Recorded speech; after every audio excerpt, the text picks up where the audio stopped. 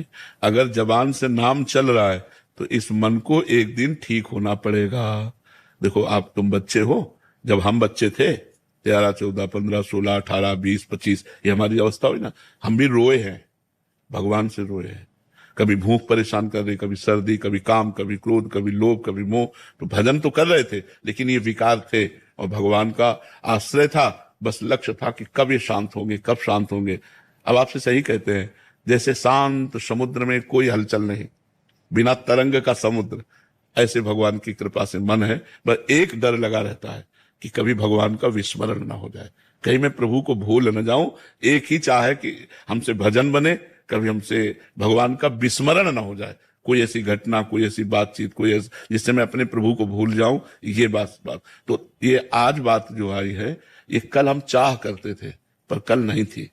ये जो आज आई वो कृपा से, भगवान के नाम जब से आई। तो यदि आपकी जिह्वा से नाम जब चल रहा है तो आप धीरे धीरे देख लेना, लॉन्ग टाइम नाम ना छूटने पावे, सब शांत हो जाएगा, सब ठीक हो जाएगा, मन निर्मल हो जाएगा। पर लॉन्ग टाइम, आप सोचो साल 6 महीना में, आज नहीं, साल अनंत जन्मों का बिगड़ेल मन है, अनंत जन्मों का, 1,00,000-2,00,000 जन्म का नहीं, अनंत जन्मों का। जब से सृष्टि शुरू हुई तब से आज तक हम सुधरे नहीं, क्योंकि सुधर गए होते तो भगवान की प्राप्ति हो गई होती।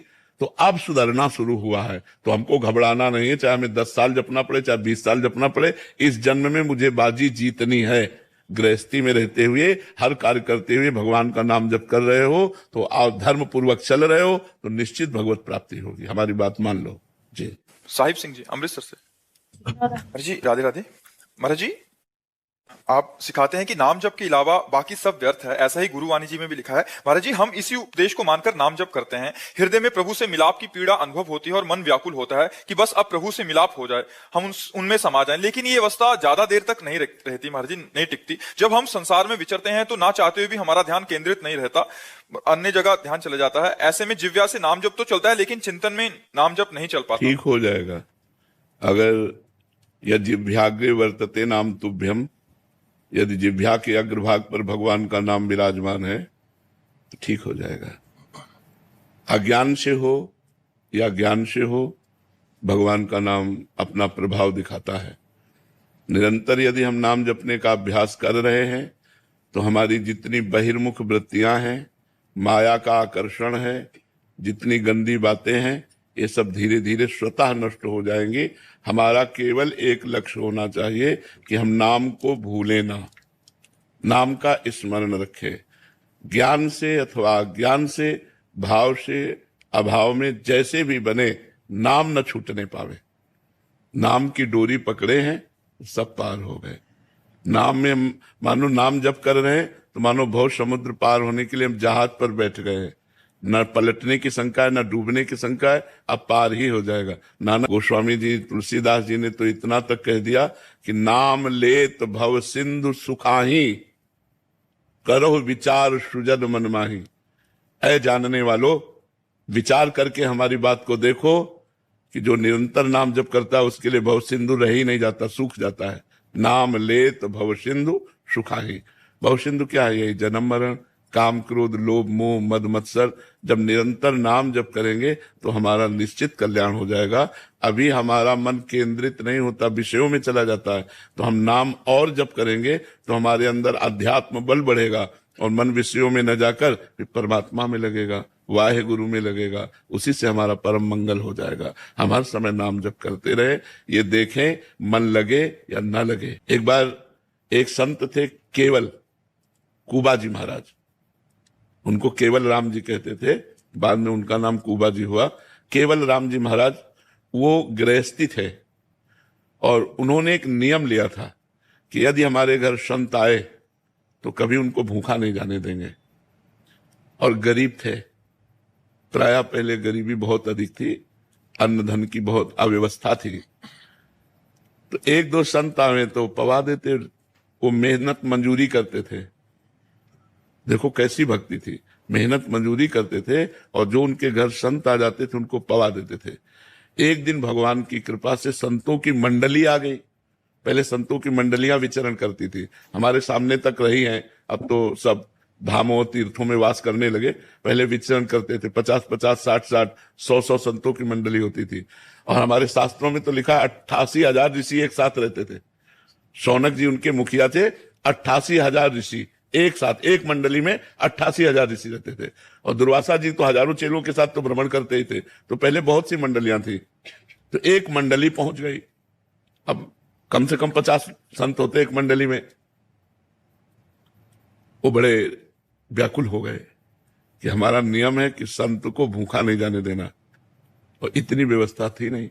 1-2 संत, 4 संत की व्यवस्था थी, 60 संत की व्यवस्था नहीं थी। रोज मजदूरी करते, जो ले आते उसी में संतों को पवाते, परिवार चलाते। अब 60-50 संतों को एक साथ भोजन जिवाने के लिए, अब वो पत्नी से बोले तो हमारा नियम टूट जाएगा और आज बहुत बड़ा हानि हो जाएगी अगर संत हमारे दरवाजे से भूखे गए।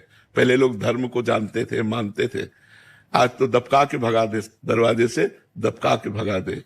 कोई कोई है जो संतों का आदर करते नहीं, दबका के भगा दे। अब उन्होंने बाजार में जाकर सेठों से मिलना शुरू किया कि हमारे यहाँ 50 संत आए, अगर उनको भोजन दे दो तो जो आप काम कहोगे वो हम काम कर देंगे। तो एक बड़ा चतुर धनी था, उसने कहा कुआं खोद दो अगर हमारे लिए पानी के लिए, तो तुम्हारे 50 संतों का भोजन, घी, दाल, चावल, आटा ये हम दे देंगे। तो उनका पक्का कुआं खोद देंगे। अब बात तय हो गई, वो लेकर के गए, अपने संतों को पवाया।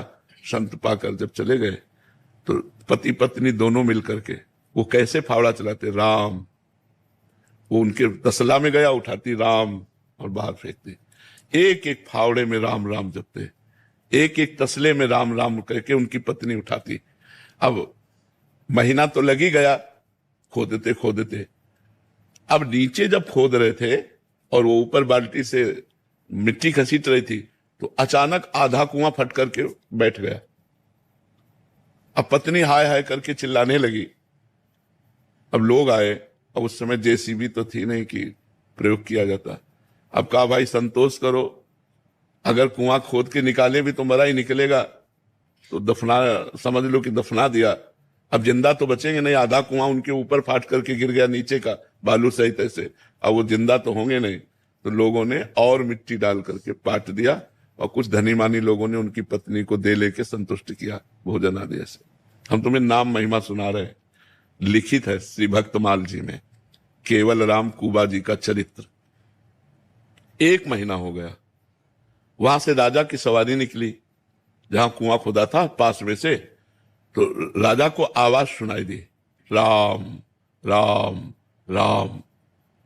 तो राजा सवारी से उतरे, बोले इतनी दर्द भरी आवाज कहां से आ रही? तो आवाज का लक्ष्य करके गए, तो आवाज जहां कुआं पूर दिया गया था वहां से आवाज आ रही थी। उनका यहां आवाज आ रही, गांव के लोगों को बुलाया, यहां आवाज कैसे आ रही? तो उन्होंने घटना बताई कि 1 महीना पहले कुबा केवल राम जी जो है वो इसमें दब गए थे, तो कुआं पाट दिया गया। पूरी बात बताई। उन्होंने तुरंत राज सैनिक लगाए और बोले तुरंत खोदो। अब राज सैनिक, राजा आ गया, देर न लगी, 2 दिन में कुआं। और जब वहां नीचे पहुंचे तो एक पहाड़ी बनी हुई थी, गुफा। देखो नाम का प्रभाव, एक गुफा बनी हुई थी और वो ऐसे बैठे राम राम। अब वहां देखा कि एक सुंदर घड़े में पानी और सामने सुंदर भोजन, और वो भोजन जो मलमूत्र न बनावे, चिदानंद भोजन। और आराम से गुफा सी बनी थी, उसी में बैठे राम राम। जीवित निकले, 1 महीने बाद स्वस्थ और जीवित निकले। सब आश्चर्यचकित हो गए, राजा उनके चरणों में गिरे। तो देखो भगवान नाम का प्रताप। अच्छा, केवल कुबा जी की बात नहीं, प्रहलाद जी को आग में जलाया गया, विष दिया गया, क्या क्या नहीं किया गया। भगवान के भक्तों के साथ संसार बड़ी विचित्र लीला करता है, बड़ा विरोध करता है। मीरा जी को नाम के जपने में ही बाधा पहुंचाने के लिए उनके देवर ने उनको विष दिया, हलाहल विष। दासी बहुत प्रवीण होती है, तो उन्होंने गुप्तचरों द्वारा पता लगाया कि इतने प्रेम से क्यों भेजा जा रहा है ये। तब गुप्तचरों ने बताया, सबके गुप्तचर होते, तो वो भी रानी थी, गुप्तचरों ने बताया इसमें विष मिला हुआ है, ये चरणामृत नहीं, हलाहल विष है, ये हजारों आदमियों को मार सकता है, इतना कटोरे में विष है। पर उन्होंने ये कहकर भेजा कि गिरधर का चरणामृत है। तो मीरा जी ने कहा गिरधर का चरणामृत है तो मैं जरूर पीऊंगी। तो दासी ने कहा महारानी गिरधर का चरणामृत नहीं, इसमें विष मिला है। बोले बावरी, जब गिरधर का चरणामृत कह दिया तो आप गिरधर का ही चरणामृत है और पूरा प्याला पी गई विष का, और बस गिरधर गिरधर रात भर नाम कीर्तन करते हुए कुछ नहीं हुआ। तो विक्रम राणा को लगा कि ये वैद्य मीरा जी से मिला हुआ है, इसने जहर नहीं तैयार किया, इसने तो बुलाया उस वैद्य को, और जो कटोरा था उसे धो के पिला दिया, वो मर गया तुरंत।